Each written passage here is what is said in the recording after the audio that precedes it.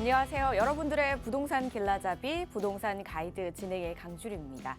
전세 시장의 강세가 계속해서 이어지고 있습니다. 입주 물량이 감소하고 매수 심리도 떨어지니까 그냥 이제 현재 살던 집에 계속해서 눌러 앉는 사람들이 좀 늘어나면서 매물도 줄어든 것으로 보이는데요. 전세 사기의 여파로 연립주택과 오피스텔 전세 시장이 무너지면서 아파트로 향하는 수요 쏠림 현상도 이를 좀 부채질하는 중입니다.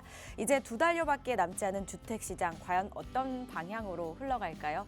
또 실수요자들은 어떤 전략으로 시장에 임해야 될지 여러분들이 가지고 계신 고민들 오늘 이 시간 통해서 해결해 보시기 바라겠습니다. 방송 보시다가 부동산 관련해서 궁금하신 사항은 저희 전화와 문자 활짝 열려 있습니다. 02-2638-3963번 서울 전화 02-2638-3963번으로 전화 주시거나 또는 건당 100원의 유료 문자입니다. 샵 3989번으로 궁금하신 내용 적어서 보내주시면 상담 가능하니까요. 지금 바로 보내주시기 바랄게요. 자, 그럼 부동산 가이드 오늘도 힘차게 출발합니다.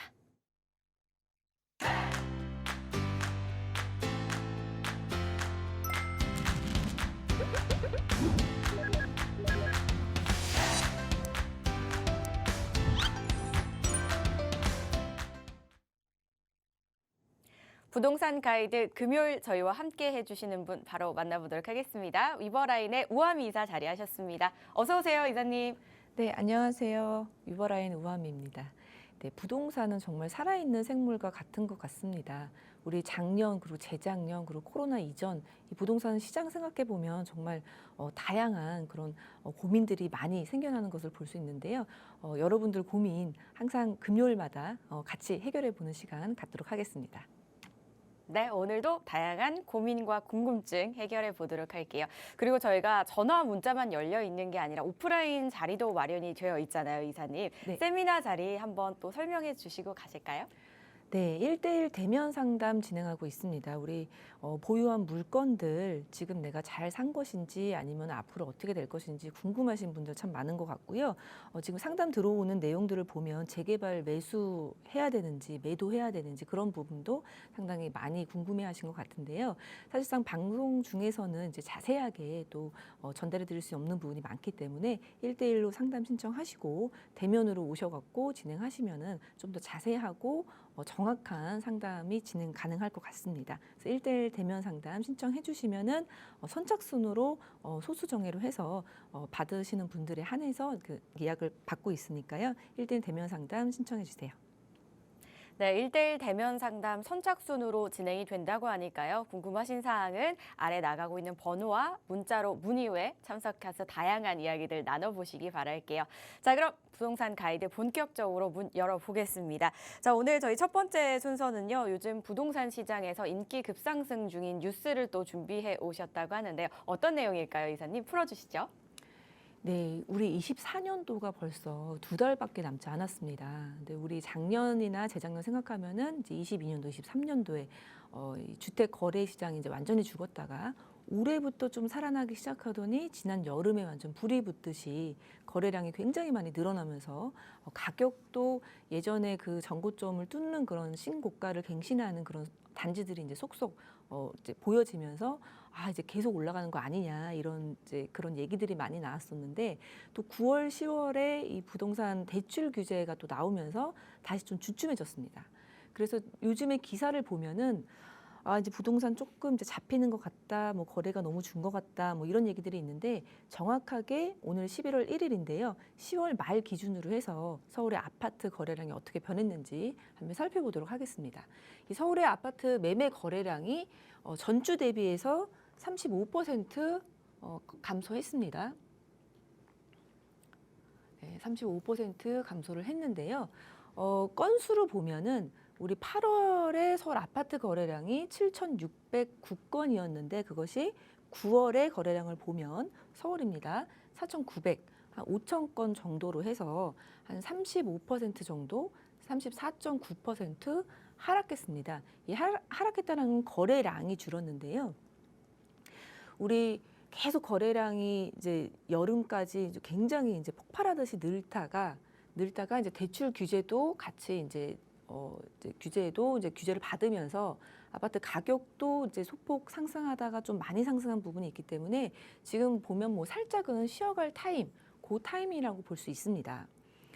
서울의 아파트 거래량이 이제 어느 정도로 우리가 많았었는지 좀 살펴보면은 2024년 7월하고 8월에 주택 매매 거래량이 한 10,000건 정도였는데요. 이 거래량은 21년도 수준입니다. 그래서 21년도에 이제 굉장히 이 주택 시장이 과열됐다라는 것을 생각해 보면 24년도 지난 여름에 굉장히 우리 서울의 아파트 시장이 뜨거웠다 이렇게 볼 수 있습니다. 네, 아파트값 상승세도 거래가 준 만큼 주춤하고 있는데요. 10월에 그러니까 서울 10월의 아파트 전주 대비해서 변동률을 보면 첫 번째 주는 0.1%였고 그 다음은 0.11%, 0.09, 0.08% 이 상승세가 주춤했습니다. 그래프로 좀 살펴보면은 전세 같은 경우에 우리 3월부터 해서 10월까지 좀 올랐다가 여름에 많이 올랐다가 이제 다시 조금 주춤하는 경향을 보이고요. 매매 시장은 더 가파릅니다. 더 가파르게 올랐다가 8월 달에 0.3% 변동률을 찍고 지금 다시 한참 내려온 다음에 10월에 이제 상승세가 좀 주춤한 걸 볼 수 있는데요. 가격 변동률이기 때문에 여전히 0보다 높은 그런 상승 흐름에 있는데 그 상승 흐름의 기울기가 좀 줄어들었다라고 살펴보시면 됩니다. 평균은 이런데요. 우리가 리딩하고 있는 단지들이 많은 그런 곳, 그리고 좀 사람들이 눈여겨보는 그런 강남, 성동, 마포, 용산을 보면은 여전히 0.1, 0.2 정도로 해서 평균보다는 좀 높은 상승률을 기록하고 있습니다. 그래서 강남구 같은 경우에는 0.23에서 0.18로 10월 마지막 주에 전주 대비해서 변동률을 보이고 있고요. 성동구도 0.19에서 0.16, 마포도 0.14에서 0.12, 용산도 0.18에서 0.13. 여전히 지금 가격은 상승세를 이어가고 있지만 상승 변동률은 좀 주춤한 상태다 이렇게 보시면 될 것 같습니다. 네, 여전히 아파트 값은 상승세를 유지하고 있습니다. 이 서울의 아파트 매매를 보면 32주 연속으로 상승 중에 있다라는 걸 볼 수 있고요. 그리고 전세값은 더욱더 많이 오르고 있는 것을 볼 수 있는데 아파트 전세값 같은 경우에는 10월 말 기준으로 해서 76주 연속으로 상승 중에 있습니다.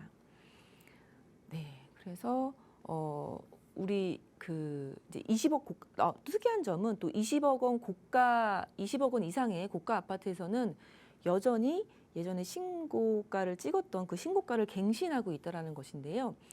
예를 들어서 잠실 리센츠 같은 경우에는 98제곱미터, 즉 평수로 하면 한 38평 정도 되는 아파트가 지난 24일, 10월 24일 날 31억 7천 최고가를 갱신을 했습니다. 그리고 개포 주공 7단지 같은 경우에는 전용 53제곱미터가 지난 19일 날, 그러니까 10월 19일 날 12억 8천만 원으로 신고가를 갱신을 했고요. 이렇듯 이렇게 리딩하는 그런 아파트들은 여전히 신고가를 갱신하고 있기 때문에 전체적인 아파트 흐름상에서 봤을 때 하락보다는 상승으로 가지만 그 상승의 흐름이 약간 주춤하다 이렇게 해석을 하시면 좋을 것 같습니다. 양극화도 심해지고 있습니다. 이 강남의 아파트라든지 잠실의 아파트 이렇게 인기 있는 아파트 같은 경우에는 신고가를 이제 갱신하고 있는데 수도권 아파트 같은 경우에는 전주 대비 0.05% 증가했는데 경기도나 인천, 지방 세종은 조금 다릅니다. 그래서 경기도는 0.05%, 인천은 0.01%, 그리고 지방 세종은 0.03, 0.08 하락을 기록하고 있기 때문에 지금 서울과 그리고 수도권, 지방으로 좀 나눠서 양극화가 진행이 되고 있다라고 볼 수 있겠습니다. 네, 이렇듯 지금 우리 서울의 아파트 시장의 흐름을 살펴보면 지금 상승하고 있던 와중에 좀 상승세의 그런 열기는 좀 줄었지만 여전히 상승하고 있다라는 것을 볼 수 있고요. 지금 이러한 현상 같은 경우에는 갑자기 뜨거웠던 여름의 그런 현상들과 그리고 대출 규제라는 규제가 이제 같이 이제 중첩이 됐기 때문에 잠깐적으로 보여지는 현상으로 보여지고요. 또 대출 같은 경우에는 은행의 자율화에 조금 맡긴 부분도 있기 때문에 대출 한도가 내년 초에 다시 풀린다라는 것을 생각하면은 거래량이 조금 그때 가서 이제 폭발할 수도 있지 않을까 그런 부분도 우려가 되고 있습니다. 그래서 이러한 전체적인 흐름을 좀 생각하시면서 시청자 여러분들 이 부동산 매도하고 매수하시는 데 조금 도움이 됐으면 좋겠습니다. 네, 오늘은 서울 아파트 매매와 전세가 변동에 대해서 또 말씀을 해주셨습니다. 상승 변동률은 최근 들어서 뭐 주춤하지만 그래도 서울 아파트 값은 계속해서 32주 연속으로 상승세를 보이고 있고요. 전세값 역시 함께 상승하는 그런 모습을 이어가고 있습니다. 또 서울과 수도권과 또 다른 지역들 간에 이제 양극화 현상도 보이고 있다라는 부분도 짚어주시면서 지금 현재는 이제 대출과 같은 여러 이유로 잠시 주춤을 하고 거래량도 좀 줄어들었지만 앞으로는 이제 어떤 흐름을 보일지가 더 중요하다라고 말씀을 해주셨거든요. 이 부분에 대해서 이야기 나누고 싶으신 분들께서는 1대1 대면 자리가 마련이 되어 있습니다. 한번 또 설명을 해드리도록 할게요. 효창공원 인근에서 진행이 되고요. 우아미 이사님께서 또 직접 이제 대면 상담을 진행해 주신다고 하니까요. 관심 있으신 분들께서는 화면을 통해 나가고 있는 번호로 문의에 참석하셔서 다양한 궁금증도 해결해 보시기 바라겠습니다. 그리고 저희 방송 중에 전화, 문자 주시면 궁금증 해결 가능하거든요. 02-2638-3963번 서울 전화입니다. 02-2638-3963번으로 전화 주시거나 샵 3989번으로 문자 보내주시면 상담 가능하니까요. 지금부터 보내주시기 바랄게요. 저희는 또 강의하는 동안 전화가 들어오고 있어서 바로 연결 한번 해보도록 할게요. 여보세요? 네, 여보세요? 네, 안녕하세요. 네, 수고가 많으십니다. 네, 반갑습니다. 어떤 네. 점이 궁금하세요? 네, 제가 구리시 네, 주공 6단지 사는데요. 네, 그 지금 전망이 어쩐 거 보고요. 네, 제가 나이가 좀 73세예요. 네, 그래서 이제 여유자금이 한 3억 정도 있는데 네, 이걸 전망이 좋으면 여기서 계속 있을 거고 좀 겁이 나니까 네, 안 그러면은 좀 상급지로 강동구나 저기 저 어디냐 왕십리 쪽으로 네. 좀 옮겨 타보면 어쩌나 여기 전망과 그 네. 전망과 좀 알고 싶어갖고요. 네, 전화 잘 주셨습니다. 연세가 있으시다고 하셨는데 굉장히 목소리는 또 젊어 보이시는데요. 네. 자, 그러면 지금 고민이신 게 구리시 주공 6단지에 거주를 하고 계신데 여유자금을 이용을 해서 다른 네. 곳으로 옮겨도 되는지 아니면 현재 지내고 계신 곳이 전망이 좋다면 그냥 계속 있으실 생각이신데 그게 아니라면 또 옮겨도 될까 이런 타이밍이랑 이런 부분이 예. 궁금하신 게 맞으시죠? 네네네. 네, 그리고 저희 8호선이 이제 바로 네. 개통이 돼가지고 네. 전망이 어쩐 건지. 네네. 근처에 호재에는 어떤 것들이 있고 전망은 어떻게 볼 수 있는지 저희 네네. 이사님과 이야기 나눠보시기 바랄게요. 네, 감사합니다. 네, 안녕하세요. 네, 안녕하십니까? 네, 반갑습니다. 네네. 반갑습니다. 네. 수고 그- 많으십니다. 네네. 6단지에 사신다고 하셨어요. 네네네. 예, 평수는 어떻게 되세요? 26평이요. 아, 네, 알겠습니다. 여기 오래 사셨어요? 아니요, 3년 조금 넘었습니다. 아, 3년 정도요? 예. 그렇구나. 그럼 구리에 계속 2001년도 3월 말에 이사 들어왔어요. 다시 말씀해 주시겠어요? 20년 네네네. 3월 말에요. 아, 3월 말에. 네, 알겠습니다. 그럼 계속 구리에 사셨어요? 아니요, 3년 조금 더 됐어요. 아, 그 전에 네. 근데 22년 20년도요. 2020년도 아, 네, 3월달 3월 네. 말에 네, 그 전에는 구리에 안 사시고 다른 지역에 사셨어요? 강동구 살았어요. 아, 강동 나홀로 아파트를 팔고 이리 온 거예요. 아, 그러시구나. 네. 네네. 그래서 뭐 좀 나만 안 오른 것 같아 이런 느낌이 드세요? 아니요, 여기 그래도 올랐어요. 네, 그러지 않죠. 네. 네. 그리고 지금 그 구리역에 8호선이 개통되기 전에 이사 오셨다가 중간에 개통되신 거죠? 예. 예, 개통되는 거 어떠세요? 좋죠. 너무 교통이. 편하죠? 예. 네, 살기 좋으세요, 여기? 살기요? 네. 살기는 그냥 둘이 살기는 괜찮은데 네. 저 별로 많이 안 오를 것 같아가지고 아, 네. 다른 네. 데에 비해서. 네. 아무튼 이제 연세가 있으시다고 하셨는데 예. 저 같으면은 그냥 네. 여기 살면서 예, 예. 예, 월세 받는 거를 생각해 보셔도 좋을 것 같거든요. 그럼 저기 오피스텔 사도 그게 저기 1가구 2주택 되잖아요. 1가구 2주택이어도 뭐 그렇게 크게 상관은 없을 것 같아요. 아. 예, 걱정되시는 부분이 혹시 어떤 부분이실까? 1가구 2주택이 됐을 때.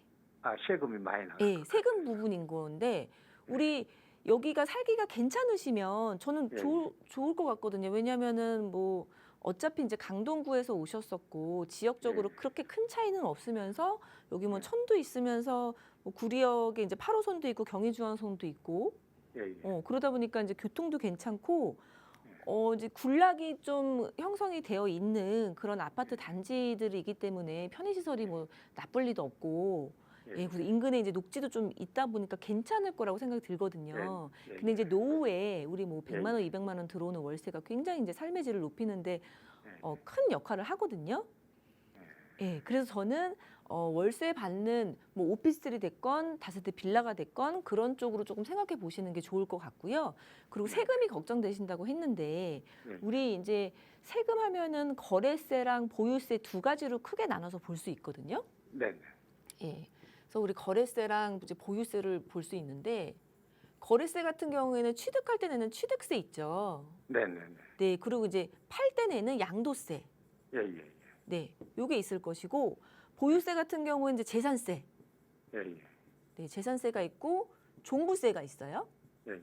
네. 그래서 보유세는 요 두 가지. 네, 그리고 거래세는 취득세, 양도세 있는 건데 우리가 네. 다 주택자여서 불이익을 받는 거는 크게 네. 보면은 양도세랑 종부세거든요. 예, 예. 네. 근데 종부세는 모든 사람이 다 내는 세금은 아니고 어느 네. 정도 이 1인당 갖고 있는 부동산이 좀 많아야지 내는 이제 세금이기 때문에 지금 요 인창 6단지랑 다른 하나 오피스텔이 있다 그러면 그렇게까지 큰 영향을 미칠 것 같진 않아요. 네, 네. 예, 그리고 또 하나는 그럼 남은 게 이제 양도세라고 볼 수 있는데 양도세 같은 경우에는 내가 거주하는 집이 있고 그리고 월세를 받는 월세집이 있다고 하면은 네, 네. 요 월세집은 주택임대사업자를 내시면 이 거주주택의 비과세는 살아 있어요. 예, 예. 그래서 내가 이사를 가더라도 비과세를 받을 수 있거든요. 예. 예, 그래서 우리가 수익형 오피스텔이 하나 있다고 해서 세금이 왕창 막 물어지지는 않아요. 네. 네, 그리고 한 가지 예. 더요. 한 네. 가지 걱정되는 거는 네, 제가 저기를 노인 저기를 받고 있거든요. 둘이 다. 연금이요? 예, 예. 아니 연금은 조금 받고 있고 네, 네, 네. 저기요.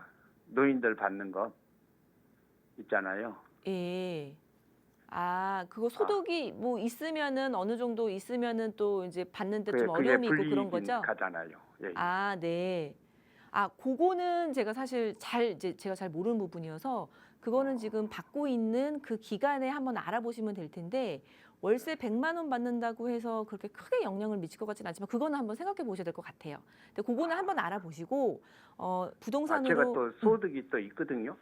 소득도 다른 소득 있으세요? 예, 예. 월급 받고 있어요. 아, 월급 받고 있으신데 지금 기본적으로 또 국가에서 지원받는 게 있으시다는 예, 말씀이신가요? 예, 예. 조금 받기 때문에요. 아, 월급이 4시간씩 조금이기 때문에. 일하고 110만 원 받고 있어요. 아, 네. 그러면은 그러니까 그것도 받을 수가 있대요. 아, 네. 그러면은 그거는 그 계산은요.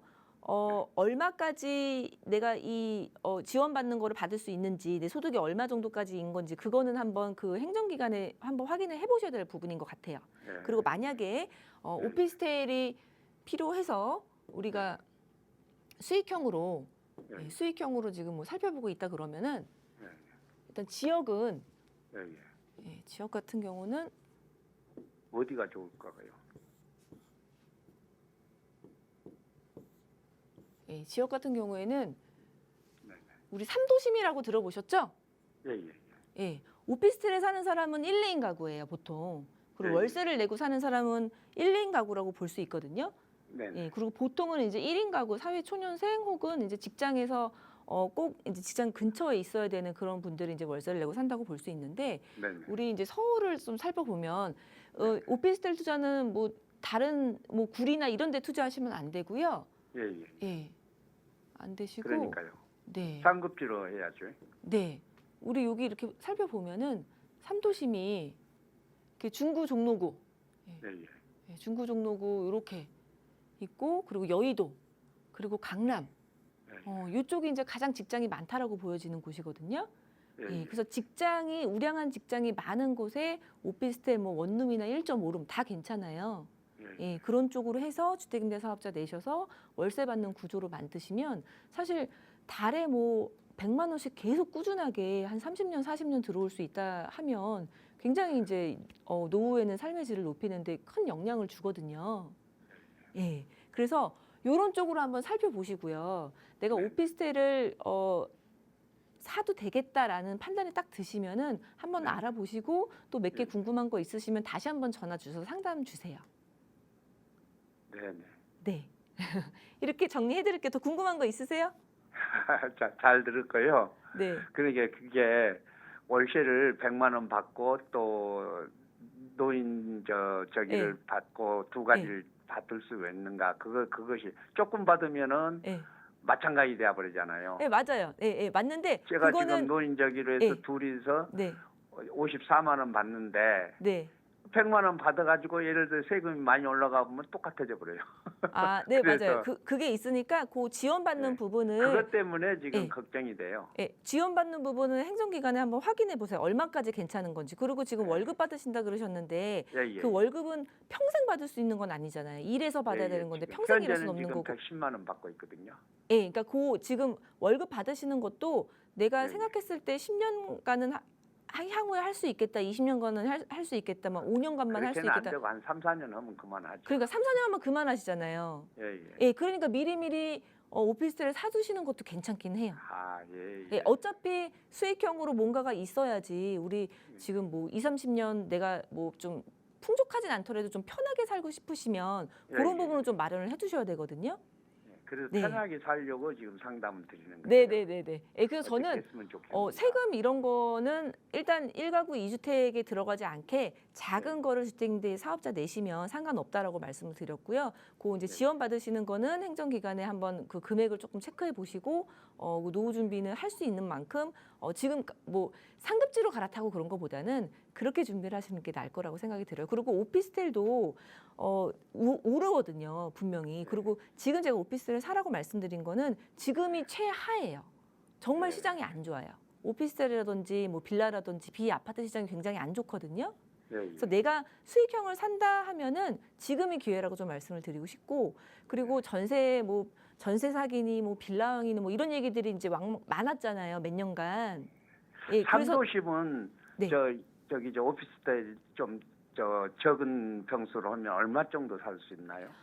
삼도심 예, 쪽에. 지금 신축 같은 경우에는 뭐 5억 이상이 될 수도 있겠는데요. 한 네. 1, 2년 정도 아니면 2, 3년 정도 그 전에 된 거를 사시면은 한 네. 3억 정도, 3억대, 4억대도 가능하실 것 같아요.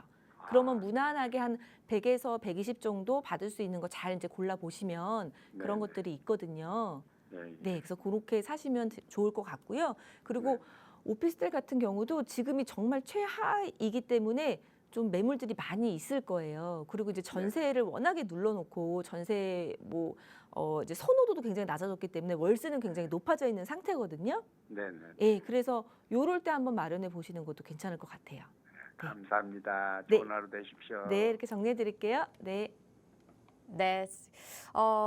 일단 8호선도 개통이 되고 지금 거주하고 계신 곳에 8호선도 개통이 되고 교통이 더욱더 편리해지셨을 거라고 말씀을 주시면서 거주하고 계시는 곳에 계속 거주를 하시면서 이제 다른 곳을 알아보시면 투자 명목을 알아보시면 어떨까 말씀해 주셨거든요. 일단 중심 업무 지역을 중심으로 수요가 많이 몰릴 곳에 오피스텔을 한번 알아보시면 어떨까라는 말씀해 주셨고요. 또 이외에도 그 지원 받으시는 부분은 이제 뭐 2인 가구, 3인 가구 이 가구 기준별로 소득 기준이 있는 걸로 알고 있습니다. 그래서 주민센터나 뭐 구청에 한번 알아보시고 또 세금 부분도 매수하기 전에 다시 한번 꼼꼼하게 알아보신 다음에 현명한 선택 내려보시기 바라겠습니다. 전화 주셔서 감사드리고요. 저희는 다음은 문자 상담으로 가보도록 하겠습니다. 4473님이 보내주셨습니다. 양재 6구역 재개발 빌라를 보유 중입니다. 부동산에서 매도하라고 계속 전화가 오는데요. 보유를 해도 되는지 궁금합니다. 라고 보내주셨는데요. 양재 6구역 재개발 부동산에서 매도하라고 계속 연락을 준다는 거는 인기가 좀 많다는 얘기인 걸까요, 이사님? 어떻게 매도하셔야 될까요? 가지고 가셔야 네. 될까요? 네, 일단은 부동산에서 계속 연락이 오는 거는 이제 오래전에 부동산을 내놓으셨을 거예요. 네, 여러 군데 이제 팔려고 내놓으셨는데 거래 그 가격이 안 맞거나 뭐 조건이 안 맞아서 계속 그러다가 최근 들어서 많이 전화가 온다라는 것은 이제 좋은 시그널이긴 합니다. 예, 그래서 양재 6구역에 대해서 좀 설명을 드리겠는데 일단 답을 먼저 말씀드리면 양재 6구역 지금 빌라 보유하고 계시다고 했는데 저는 계속 보유하시는 게 좋겠다라고 말씀을 드리고 싶고요.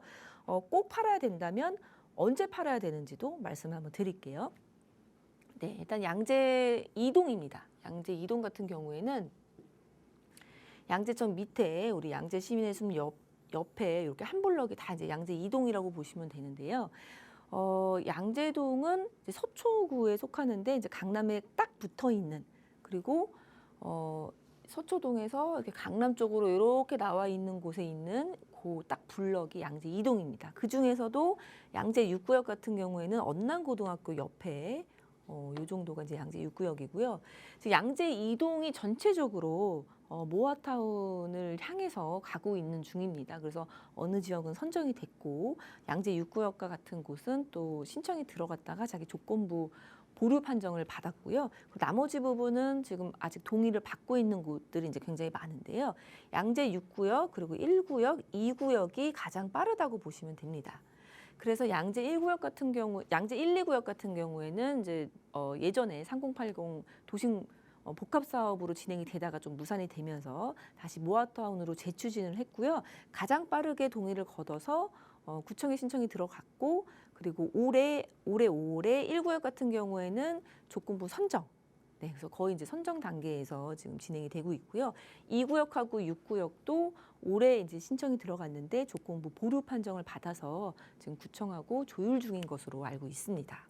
그래서 양재 6구역 같은 경우에는 그러니까 1구역, 2구역도 마찬가지지만 그리고 모든 이제 재개발 지역들이 서울에 있는 재개발 지역들이 좀 마찬가지지만 우리 지금 재개발 진행되고 있는 게 모아타운 있고 이제 신통기획 이 부분이 아주 이제 활발하게 서울에서 진행이 되고 있습니다. 그래서 기존에 있던 옛날에 이제 정비 사업 같은 경우에는 워낙 이제 규제도 많았고 좀 빠르게 그거보다 더 빠르게 하자라는 취지에서 만들어 놓은 그런 재개발 형태가 모아타운과 신통기획 재개발이기 때문에 이 두 가지 형태로 많이 진행이 되고 있습니다. 서울에서. 그래서 이 형태들을 보면 주민 제한 방식이라든지 아니면 공모 방식이라든지 이 둘 중에 하나로 진행이 되고 있고 그래서 좀 미리미리 동의를 얻어갖고 신청을 하거나 뭐 제안을 하면 아주 빠르게 우리가 해결해 줄게 이런 부분이 이제 거의 이제 모토가 되는 거거든요.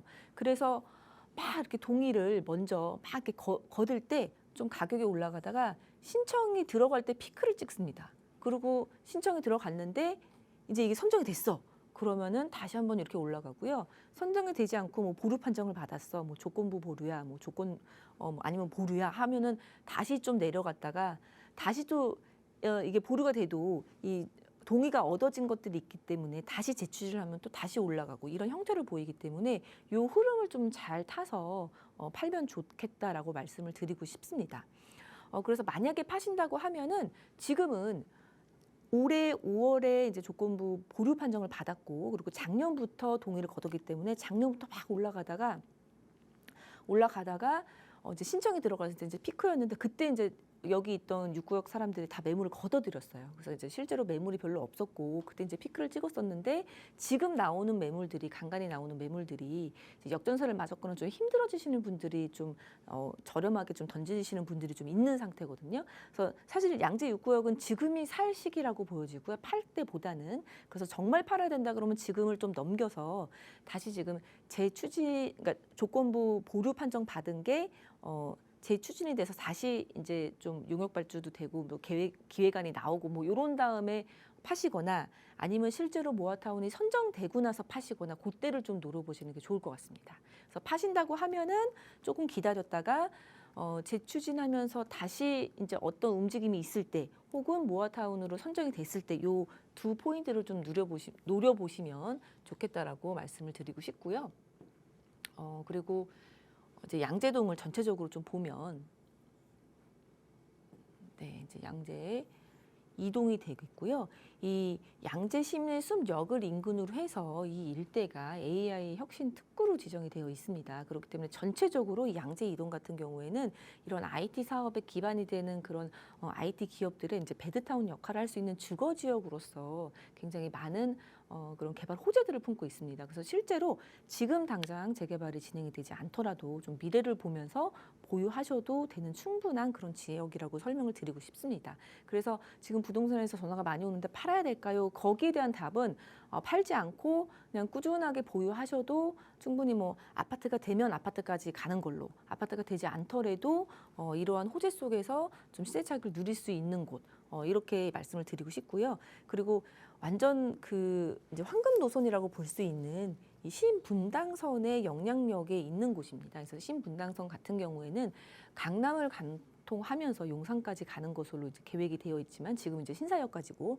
용산역으로 이제 가는 것으로 계획이 되어 있고요. 그리고 실제로 이 가장 성공한 그런 신도시죠. 이 판교의 테크노밸리에서 이제 오는 그런 수요까지도 이제 잡을 수 있는 거기 때문에 뭐 나중에 뭐 월세 놓기도 굉장히 이제 훌륭한 그런 위치적인 그런 장점을 가지고 있습니다.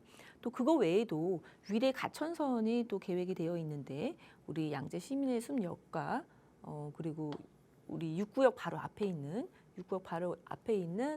3호 울산 사거리 그쪽에도 지금 계획이 좀 되어 있기 때문에 그러한 부분도 있을 것이고 또 경부고속도로 지하 사업도 있고요. 여러 가지 그런 호재들이 많이 산재되어 있습니다. 그리고 우리 좀 전체적으로 보면 서초구이지만 개포동에 딱 붙어 있으면서 역삼동 대치동, 양재천을 사이에 두고 도곡동 대치동을 딱 이렇게 위에 이제 두고 있거든요. 그래서 우리 대치동 그런 학원가 가기도 굉장히 접근성이 좋은 곳이기 때문에 향후에도 계속 갖고 계시기에 좋은 조건들을 많이 가지고 있습니다.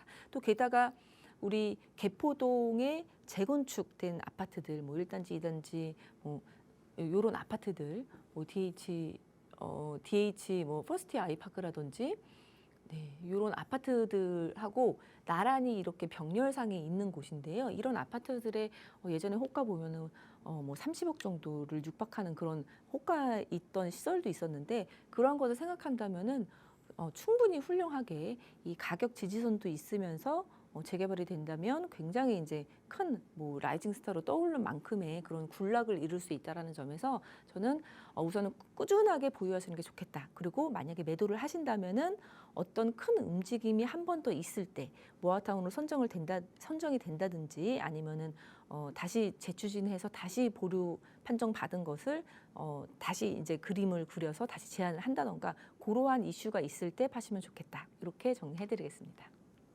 네, 일단 보유 쪽으로 무게를 실어 주셨습니다. 아무래도 현재 양재동이 AI 혁신 특구로 지정이 돼서 앞으로 직주를 한 번에 해결할 수 있다는 기대감도 가지고 있고 이외에도 더 여러 교통 호재들을 좀 품고 있기 때문에 미래 가치가 좀 좋지 않을까라고 말씀을 주시면서 보유를 계속해서 쭉 하는 게 좋겠지만 만약에 매도를 원하신다면 매도 타이밍을 잘 보셔야 한다고 하셨거든요. 좀 큰 움직임이 한 번 있을 때 이 타이밍을 잘 보시고 매도하라고 말씀 주셨으니까요. 잘 참고해 보시고 현명한 판단 꼭 내려보시기 바라겠습니다. 계속해서 다음 문자도 이어갈게요. 2060님이 보내주신 문자입니다. 목동 5단지 89제곱미터 매도 후에 올림픽 휴미리와 헬리오시티로 이주를 하려고 하는데요. 어디가 더 나을까요가 궁금하신 부분 같습니다. 현재 이제 목동에 거주를 하고 계신데 송파 쪽을 보시는 것 같아요. 이사님, 이 둘 중에 어디를 선택하시는 게 현명한 판단이실까요? 네, 목동 5단지에 지금 거주를 하고 계신 것 같은데, 목동 5단지면은 너무 좋죠. 지금 핫 이슈인 목동의 재건축 단지 중에 핫 이슈라고 볼 수 있는데, 아마도 이 송파 쪽으로 이사를 가야 하실 일이 있는 듯이 보여집니다. 그래서 제 의견은 일단은 먼저 말씀을 드리면, 저는 헬리오시티를 가신다고 하면은 조금 더 늦게 지금보다는 한 5년이나 10년 후 이렇게 조금 더 늦게 가셨으면 좋겠고요. 만약에 올림픽 회미를 가신다고 하면은 지금 가셔도 훌륭할 것 같다. 이렇게 말씀을 드리고 싶어요. 그 이유에 대해서 설명을 드릴게요. 우리 목동 5단지 같은 경우에는 여기 이제 위치를 해 있습니다. 여기가 이제 목동 6단지인데 목동 6단지가 이제 굉장히 빠르게 진행이 되고 있거든요. 그리고 이제 목동 이제 신시가지, 신시가지라는 말이 이제 무색할 만큼 지금 이제 굉장히 오래된 아파트인데 이 신시가지의 관문 역할을 한다 그래서 6단지를 뭐 49층에 좀 빠르게 진행을 한다라고 좀 주목을 받고 있습니다. 근데 이제 사실상 이제 5단지 같은 경우에는 6단지보다는 좀 용적률이 낮고 그렇기 때문에 사업성이 좋고 그래서 한 뭐 재작년 같은 경우만 재작년 2, 3년 전 같은 경우만 해도 5단지가 6단지보다 비쌌었는데 속도전에서 좀 밀렸어요. 6단지가 워낙에 이제 속도가 빠르다 보니까 5단지랑 6단지랑 비슷한 평수가 이제 비슷한 흐름을 보이고 있습니다. 그래서 굳이 뭐 목동 5단지, 6단지만 보자고 한다면은 저는 뭐 지금보다는 조금 더 기다렸다가 가는 게 어떻겠느냐 이런 생각도 뭐 들 정도긴 한데 올림픽 회밀리도 재개발이 재건축이 진행이 되고 있는 조짐이 좀 보이고 있어서 저는 뭐 지금 가셔도 된다라고 말씀을 드리고 싶습니다. 그리고 이 6단지 같은 경우에는 뭐 49층까지 이제 뭐 정해지고 뭐 여러 가지 그런 얘기들이 있는데 일단 토지거래 허가 구역으로 묶여 있는 목동입니다. 그렇기 때문에 우리가 좀 이게 내년에 혹시라도 내년 4월에 혹시라도 이게 풀리게 되면은 내년 4월을 좀 노려보시는 것도 좋을 거라고 생각이 드는데 이제 거의 내년 4월 달에 이제 풀리지 않을 거라고 지금 예상을 하고 있기는 합니다. 그래서 그것도 한번 생각해 보셔야 돼요. 지금이 11월이기 때문에 내년 4월에 그러니까 그러니까 최선의 그런 시나리오는 내년 4월에 목동이 토지거래 허가가 풀리고 그 다음에 올림픽 협의를 들어가는 게 이제 가장 좋은 시나리오라고 보여지는데 그거는 조금 이제 추이를 보셔야 되겠고요. 네, 그래서 일단 회밀리 쪽으로 한번 가서 설명을 드리겠습니다. 네, 그 올림픽 회밀리 같은 경우에는 그 송파구에서도 수서 옆에 있는 강남하고 가까이 있긴 있지만 조금은 이제 들어와 있는 그런 느낌이 드는 그런 곳이에요. 그래서 우리 80년대 송파에서 3대장이라고 불리는 아파트들 중에 하나였습니다. 그래서 그 80년대 이제 아시아 선수촌 그리고 올림픽 기자촌 그리고 올림픽 회밀리타운 이렇게 3대 아파트라고 볼 수 있는데 여기서 뭐 솔직히 그러니까 엄밀히 말하면은 조금 그러니까 3등이라고 볼 수 있는 아파트였습니다. 그래서 인기도 3등이라고 할 정도로 뭐 그렇게 볼 수 있는데요. 그래서 아시아 선수촌 같은 경우는 입지깡패 뭐 1등 아파트 그리고 이제 올림픽 기자촌 같은 경우에는 선수촌 같은 경우에는 용적률이 이제 워낙에 좋기 때문에 그런 재건축에 대한 이제 기대감이 이제 많았고 그리고 올림픽 회밀리 같은 경우에는 용적률도 기자촌보다는 조금 떨어지면서 입지도 조금 떨어지면서 게다가 이제 성남공항 가는 길이기 때문에 이제 고도 제한에 걸려서 조금은 외면받던 그런 아파트인데 지금 보면은 가장 빨리 재건축이 되지 않을까라고 느껴지는 그런 아파트예요. 예. 그래서 일단 올해 초에 이제 신통기획으로 해서 이제 신청이 들어가서 지금 좀 진행이 되고 있는데 그 진행이 되고 있는 와중에 보면 일단 고도 제한이 있는 아파트라서 이게 되겠어? 라는 그런 말들이 있었는데 오히려 고도 제한이라서 더 빨리 될 수 있는. 그러니까 고도 제한이 일단 있다 보니까 지금 주민 설명회에서 이제 나왔던 그 그림들을 보면 최고층이 25층, 6층, 뭐 26층 뭐 이랬던 것 같은데 요거밖에 되지 않거든요. 아까도 지금 목동 6단지 같은 경우는 49층 뭐 이렇게 얘기가 나오고 있고 그리고 송파에서도 보면 장미 아파트도 뭐 49층 그런 얘기가 나왔거든요. 근데 이제 49층이라든지 그럼 49층 받은 그런 단지들은 또 60층 받으면 안 되냐 뭐 이런 얘기들이 뭐 여러 가지 의견들이 있을 수 있어서 의견 조율하느라고 시간이 많이 걸리는 반면에 그리고 또 높이를 높이다 보면 또 제척해야 되는 부분도 있고 기부 제납해야 되는 부분도 있고 여러 가지 조율점들이 발생하는데 올림픽 회밀리 같은 경우에는 고도 제한이라는 게 있어 버리니까 오히려 더 높게 받을 수 없다라는 한계가 있어요. 그래서 거기서 더 조율할 사항이 없어서 속도전에서는 조금 더 낼 수 있는 그런 장점이 있어서 입지가 너무 좋아서 동의를 안 하는 그런 아파트. 용적률이 너무 좋아서 그 기대감이 있는 아파트보다 조금 더 빨리 되고 있는 그런 느낌이 들거든요. 그래서 저는 파시고 오셔도 굉장히 뭐 어차피 송파로 오신다고 하면은 지금이 기회라는 생각이 들고요. 그리고 이 3대장 아파트 중에서 꼴등이기 때문에 조금 저렴한 면에 있어서 손바뀜도 굉장히 많이 됐어요. 다른 아파트들보다. 아시아 선촌 같은 경우에는 워낙에 입지가 좋고 그 조경도 뭐 잘 돼 있고 조성이 잘 돼 있다 보니까 오래 사시고 손바뀜이 그러니까 고가로 형성이 되어 있기 때문에 손바뀜이 굉장히 적었던 그런 아파트인 거에 비해서 좀 쉽게 접근할 수 있는 측면에서 좀 손바뀜도 많아서 좀 동의하는 데 있어서 좀 속도전을 낼 수 있다라고 생각이 듭니다. 그래서 우리 목동 그 5단지를 갖고 계시다고 했는데 20평대면은 이제 뭐 20억 정도 할 텐데 지금 회밀이가 30평대가 한 18억에서 20억 정도 이제 층마다 이제 뭐 다르겠지만 그렇다고 한다면은 저는 뭐 지금 이렇게 잘 매물 보셔갖고 금매 있는 거 잘 잡으셔서 오는 것도 좋고 그리고 내년 4월까지 기다려서 이 목동에 토지거래 허가가 좀 풀리는지 안 풀리는지를 보시고 만약에 풀린다 그러면은 풀리고 나서 오시면은 이제 더 완벽한 시나리오 이렇게 정리를 해드리겠습니다. 네.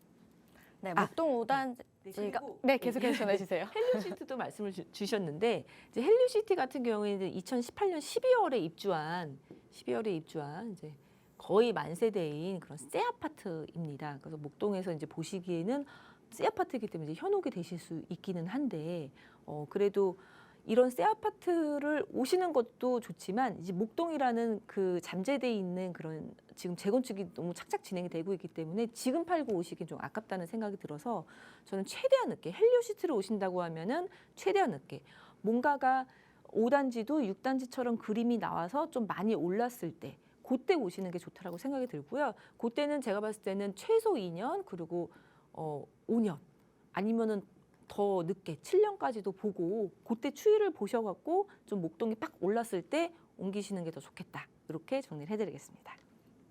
목동 5단지가 이제 토지 거래 허가 구역으로 선정이 되어 있기 때문에 이 부분이 풀리게 되면 매도하시면 좋겠다라는 말씀 해주셨고요.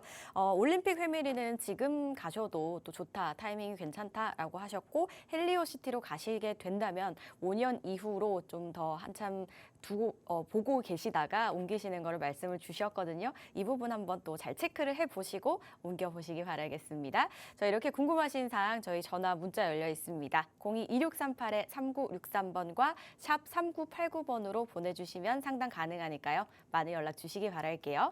이어서 다음 문자도 만나보겠습니다. 9921님이 보내주셨는데요. 장위 뉴타운 13구역을 보유 중입니다. 신통기획으로 진행 중인 것 같은데 지정이 되면 토지거래 허가구역으로 지정이 되는 건지 그러면 매도하기 힘들어질까요? 라고 보내주셨습니다. 장위 뉴타운 13구역 이 근처는 또 잘 진행이 되고 있는 걸로 알고 있는데 13구역은 어떻게 되는 걸까요, 이사님? 네. 지금 뭐 장위 13구역 같은 경우에는 지금 얼마 전에도 이 장위 13구역은 뭐 장위 뉴타운 중에서 이제 재개발이 가장 늦어서 지금 뭐 소액으로 투자하기 좋은 그런 지역인 건 아시는데 그거 말고도 이제 강원대 역세권에 이제 서울원, 네. 서울원이라고 갑자기 발표가 구체적으로 났어요. 그래서 현대산업개발에서 여기를 개발하면서 강원대 역세권 개발을 드디어 하면서 실제적으로 하면서 가시화시키면서 현대산업개발도 이주하면서 분양을 뭐 11월에 할 거다 하더니 뭐 며칠 전에 분양 한다라고 또 나왔더라고요. 그래서 굉장히 빠르게 진행이 되면서 서울원 아이파크 1,800세대 정도 들어온다고 하는데 그게 벌써 분양이 된다고 합니다. 그래서 저는 장위 13구역 같은 경우에는 지금 보유 중인데 지금 매도해야 될지 고민이라고 이제 말씀을 주셨고 장위 13구역은 저는 매도를 안 해도 될 것 같다라는 생각이 들거든요. 만약에 토지거래 허가구역으로 묶여서 거래를 못하게 되면 그냥 그래도 갖고 있어도 꽤 괜찮은 그런 지역이다라고 말씀드리고 싶습니다. 그리고 아마도 장위 13구역이 이제 여기 이제 위치를 해 있는데, 네, 여기 위치를 해 있는데 여기가 이제 동북선이 개통이 되고요. 네, 동북선이 이제 이렇게 지나가는데 여기가 북서울 꿈의 숲역 그리고 여기가 창문여자고등학교역 요 사이에 이제 13구역이 있으면서 그러니까 상부를 그러니까 1구역, 2구역으로 해서 2개 구역으로 나눠서 신통이 진행이 되다가 지금 합쳐졌습니다. 합쳐져서 지금 진행이 되고 있는데 저는 장위 13구역은 여러 가지 면에서 굳이 지금 뭐 매도를 생각 안 하시는 게, 그리고 만약에 못 팔게 돼서 뭐 파는 게 힘드시다고 하시면은 그냥 갖고 계셔도 좋은 걸로 그렇게 결론을 내고요. 이유에 대해서 좀 설명을 드릴게요. 장이동 같은 경우에는 장이 뉴타운이라고 해서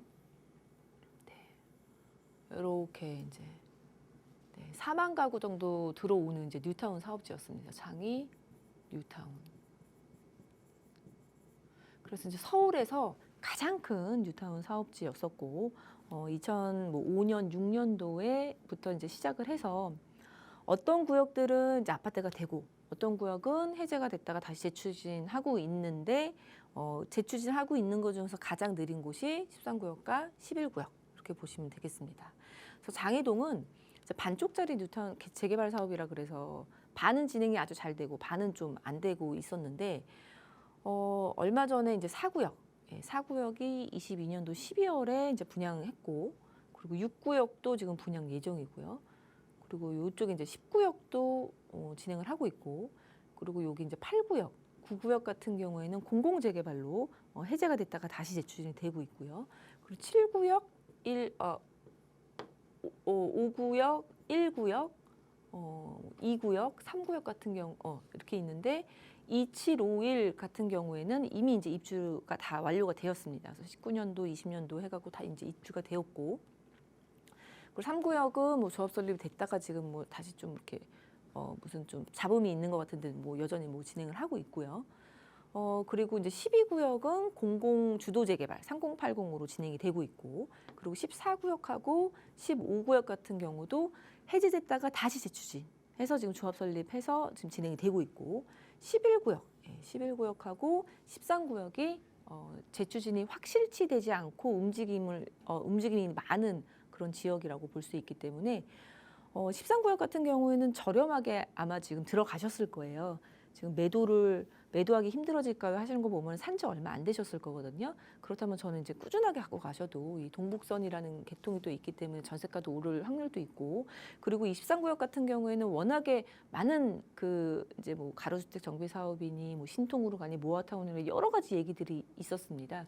그렇기 때문에 일부 지역은 지금 토지거래 허가한 지역도 있고요. 일부 지역은 뭐 권리산정 기준이 잡혔다가 해제가 된 것도 있고 정말 뒤죽박죽이거든요.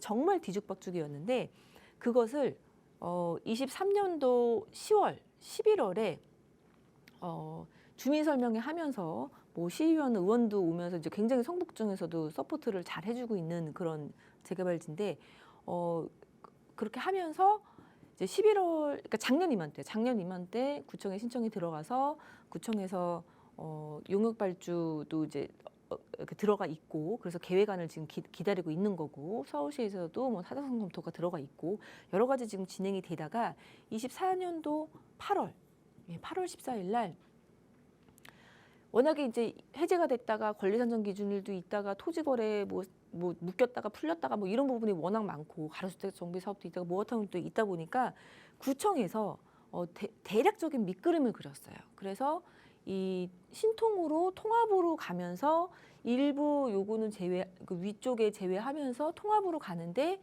5,800세대, 2,800세대, 2,400세대에서 총 이 두 개를 합쳐서 5,200세대로 진행을 해보자라고 구청에서 밑그림이 오히려 역제안이 들어왔거든요. 그래서 그런 측면에 있어서 좀 빠르게 진행될 수도 있다라는 것도 저는 좀 말씀을 드리고 싶고요.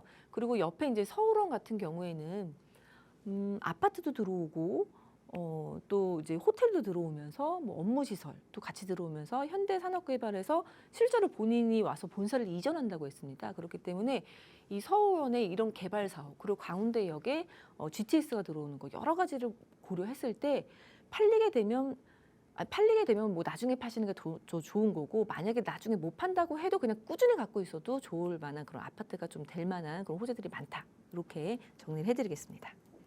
네, 주변 다른 구역 설명과 함께 인근 호재들까지 함께 설명해 주셨습니다. 전망 좋게 보이니까 매도 크게 걱정 안 하셔도 된다는 의미로 말씀을 해주신 것 같으니까요. 잘 또 보유하시고 좋은 결과 있으시길 바랄게요.